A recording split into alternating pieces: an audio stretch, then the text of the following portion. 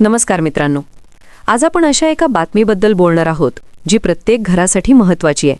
कारण प्रश्न फक्त सोने चांदीच्या किमतींचा नाही, तर तुमच्या स्वप्नांचा आहे, तुमच्या साठवलेल्या पैशांचा आहे आणि भविष्यासाठी घेतलेल्या निर्णयांचा आहे.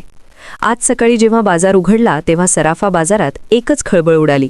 सोने स्वस्त झालंय, चांदी स्वस्त झालीये, पण काही तासातच पुन्हा चित्र बदललं आणि पुन्हा तेजी दिसू लागली. अशा स्थितीत सामान्य माणूस गोंधळात पडतो. नेमकं काय चाललंय बाजारात? आज खरेदी करावी का थांबावं? का किमती अजून खाली येणार का की पुन्हा उसळी मारणार? याच सगळ्या प्रश्नांची उत्तरं आज आपण सविस्तरपणे समजून घेणार आहोत. त्यामुळे हा व्हिडिओ शेवटपर्यंत नक्की पहा, कारण शेवटच्या काही मिनिटांत आपण अशा गोष्टी सांगणार आहोत ज्या तुमच्या हजारो रुपयांची बचत करू शकतात. मित्रांनो, गेल्या काही दिवसांपासून तुम्ही पाहत आहात की कधी सोने महाग होते, कधी स्वस्त, कधी चांदी उसळी मारतीये, तर कधी अचानक कोसळतीये.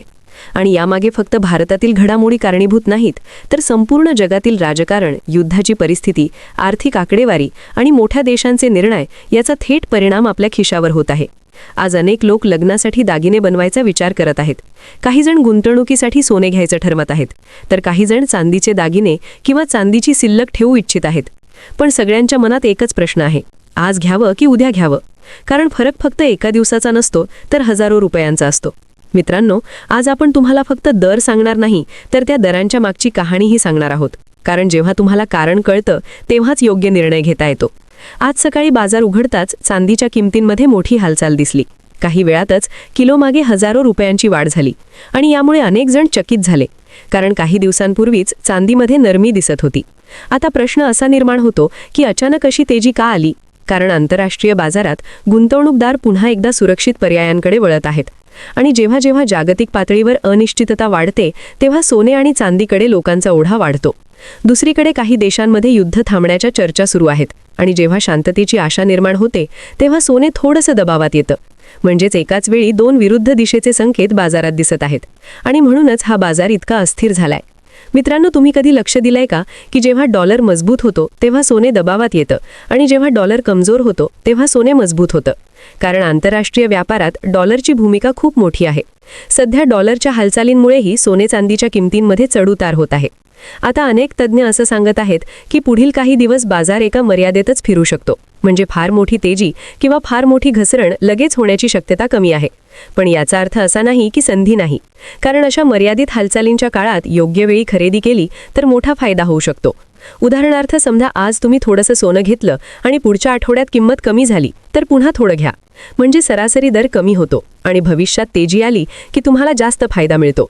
मित्रांनो, अनेक लोक एकच मोठी चूक करतात, ते म्हणजे एकाच वेळी सगळे पैसे गुंतवतात आणि मग किंमत खाली गेली की पश्चात्ताप करतात. त्यामुळे टप्प्याटप्प्याने खरेदी करणं हा सगळ्यात सुरक्षित मार्ग आहे. आता आपण आजच्या चांदीच्या किमतींबद्दल बोलूया. आज बाजारात 1 ग्राम चांदीचा दर जवळपास 400 रुपयांच्या आसपास फिरत आहे. 10 ग्राम चांदी 4000च्या जवळपास आहे आणि 1 किलो चांदीचा दर 4 लाखांच्या आसपास पोहोचला आहे. या पातळीवर अनेक लोकांना वाटतं की चांदी खूप महाग झाली आहे. पण जर आपण मागील काही वर्षांचा ट्रेंड पाहिला तर चांदीने हळूहळू पण सातत्याने वाढ दाखवली आहे आणि औद्योगिक वापर वाढत असल्यामुळे चांदीची मागणी भविष्यात अजून वाढण्याची शक्यता आहे. त्यामुळे दीर्घकालीन गुंतवणुकीसाठी चांदी अजूनही आकर्षक पर्याय मानला जात आहे. आता येऊया सोन्याकडे. मित्रांनो, सोने हा फक्त दागिन्यांचा धातू नाही, तर अनेक कुटुंबांसाठी सुरक्षिततेचं प्रतीक आहे. गरज पडली तर गहाण ठेवता येतं, विकता येतं आणि पुन्हा उभं राहता येतं. म्हणूनच भारतात सोन्याला भावनिक मूल्य आहे. आज 18 कॅरेट, 22 कॅरेट आणि 24 कॅरेट सोन्याच्या किमतींमध्ये चढउतार दिसत आहे. काही शहरांमध्ये दर थोडे जास्त तर काही ठिकाणी थोडे कमी आहेत. पण एक गोष्ट स्पष्ट आहे की सोने अजूनही उच्च पातळीवर आहे आणि त्यामुळे सामान्य माणसाला खरेदी करण्यापूर्वी दोनदा विचार करावा लागतोय. पण याच ठिकाणी एक महत्त्वाची गोष्ट लक्षात घ्या. जेव्हा बाजार उच्च पातळीवर असतो तेव्हा थोडीशी घसरण ही खरेदीची संधी असते, कारण मोठी घसरण क्वचितच होते आणि तीही मोठ्या आर्थिक संकटाच्या वेळी. मित्रांनो, पुढील भागात आपण सविस्तर पाहणार आहोत की आंतरराष्ट्रीय घडामोडी सोने चांदीच्या किमतींवर कसा परिणाम करत आहेत, कोणते मोठे निर्णय लवकरच येऊ शकतात आणि त्याचा तुमच्या खिशावर काय परिणाम होऊ शकतो. मित्रांनो, आता थोडं खोलात जाऊन समजून घेऊया की जगात नेमकं काय चाललंय आणि त्याचा आपल्या सराफा बाजारावर कसा परिणाम होतोय. काही दिवसांपूर्वी जगभरात युद्धाची परिस्थिती अधिक ताणलेली होती आणि अशा वेळी गुंतवणूकदार शेअर बाजारातून पैसे काढून सुरक्षित पर्यायांकडे वळतात, म्हणजेच सोने आणि चांदीकडे.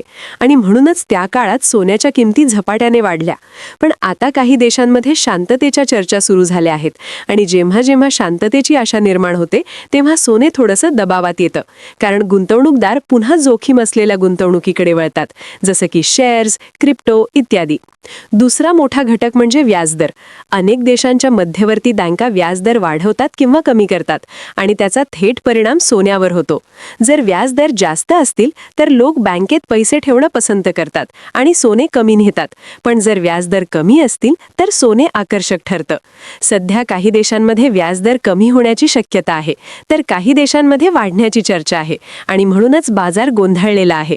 मित्रांनो, आणखी एक महत्त्वाचा मुद्दा म्हणजे औद्योगिक मागणी. चांदीचा मोठ्या प्रमाणावर वापर इलेक्ट्रॉनिक्स, सोलार पॅनल्स आणि इलेक्ट्रिक वाहनांमध्ये होतो आणि जसजशी ही क्षेत्र वाढत आहेत तसतशी चांदीची मागणीही वाढत आहे. त्यामुळे चांदीमध्ये हालचाल सोन्यापेक्षा कधीकधी जास्त वेगाने होते. याचा अर्थ असा की चांदीत संधी मोठी आहे पण धोका देखील मोठा आहे.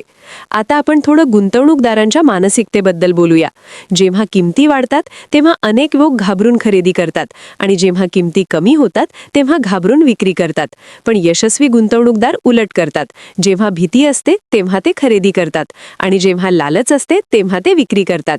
त्यामुळे जर तुम्ही दीर्घकालीन विचार करत असाल तर किंमत थोडी खाली आली की घाबरू नका, तर संधी म्हणून पहा. आता अनेक तज्ज्ञ असं सांगत आहेत की पुढील काही आठवड्यात सोने थोडं स्वस्त होऊ शकतं, पण फार मोठी घसरण होण्याची शक्यता कमी आहे. म्हणजेच समजा आजचा दर आणि पुढील काही दिवसांचा दर यामध्ये 2 ते 3 हजारांचा फरक पडू शकतो, पण 10-20 हजारांची घसरण लगेच होईल अशी चिन्ह नाहीत. त्यामुळे जर तुम्हाला लग्नासाठी किंवा गरजेपोटी सोने घ्यायचं असेल तर थोड्या थोड्या प्रमाणात खरेदी करणं हा उत्तम पर्याय आहे. मित्रांनो, अनेक जण विचारतात की कोणता कॅरेट सोने घ्यावं. 24 कॅरेट हे सर्वात शुद्ध असतं, पण ते दागिन्यांसाठी कमी वापरलं जातं कारण ते मऊ असतं. 22 कॅरेट दागिन्यांसाठी सर्वात जास्त वापरलं जातं आणि 18 कॅरेट फॅशन ज्वेलरीसाठी लोकप्रिय आहे. त्यामुळे खरेदी करताना तुमची गरज लक्षात ठेवा आणि नेहमी हॉलमार्क असलेलं सोनेच घ्या, कारण हॉलमार्क म्हणजे शुद्धतेची खात्री.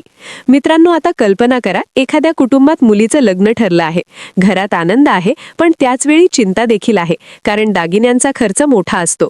अशा वेळी जर तुम्ही योग्य वेळी खरेदी केलीत तर लाखो रुपयांमध्ये मोठी बचत होऊ शकते आणि म्हणूनच अशी माहिती प्रत्येक कुटुंबासाठी महत्त्वाची आहे. पुढील भागात आपण थेट आजचे दर पाहणार आहोत. 18 कॅरेट, 22 कॅरेट आणि 24 कॅरेट सोन्याचे, तसेच चांदीचे, आणि शेवटी आपण एक ठोस निष्कर्ष काढणार आहोत की पुढील काही दिवसात काय रणनीती ठेवावी. त्यामुळे पुढील भाग चुकवू नका. मित्रांनो, आता सर्वात महत्त्वाचा भाग, आजचे ताजे दर आणि त्यावर आधारित तुमची रणनीती. सर्वात आधी 18 कॅरेट सोन्याबद्दल बोलूया. आज 1 ग्रॅम 18 कॅरेट सोन्याचा दर 11 ते 12 हजारांच्या आसपास फिरतोय. 10 ग्रॅमचा दर 1 लाखाच्या पुढे आहे. याचा अर्थ असा की 18 कॅरेट सोन्यात अजूनही मजबूती आहे. आता 22 कॅरेट सोन्याकडे वळूया, जे दागिन्यांसाठी सर्वाधिक वापरलं जातं. आज 1 ग्रॅम 22 कॅरेट सोन्याचा दर 15 ते 16 हजारांच्या आसपास आहे आणि 10 ग्रॅमचा दर 1.5 लाखाच्या आसपास फिरतोय. आज या दरात थोडी तेजी दिसली आहे, म्हणजेच बाजार अजूनही गरम आहे. आता 24 कॅरेट म्हणजे शुद्ध सोन्याबद्दल बोलूया. आज 1 ग्रॅम 24 कॅरेट सोन्याचा दर 1700च्या आसपास आहे आणि 10 ग्रॅमचा दर जवळपास 1,70,000च्या आसपास आहे. या पातळीवर अनेक लोकांना वाटतं की आता सोने फार महाग झालं आहे, पण जर दीर्घकालीन चित्र पाहिलं तर सोने अजूनही सुरक्षित गुंतवणूक मानली जाते. आता चांदीकडे वळूया. आज 1 किलो चांदीचा दर 4 लाखांच्या आसपास आहे आणि काही ठिकाणी यापेक्षा जास्तही आहे. आज चांदीमध्ये मोठी तेजी दिसली आहे, पण तरीही तज्ज्ञ असं सांगतात की दीर्घकालीन दृष्टीने चांदीमध्ये अजूनही वाढीची क्षमता आहे. आता सर्वात मोठा प्रश्न, आज खरेदी करावी की थांबावं? माझा साधा सल्ला असा आहे की जर तुमची गरज तातडीची असेल तर थोडी खरेदी करा आणि उरलेली रक्कम टप्प्याटप्प्याने गुंतवा.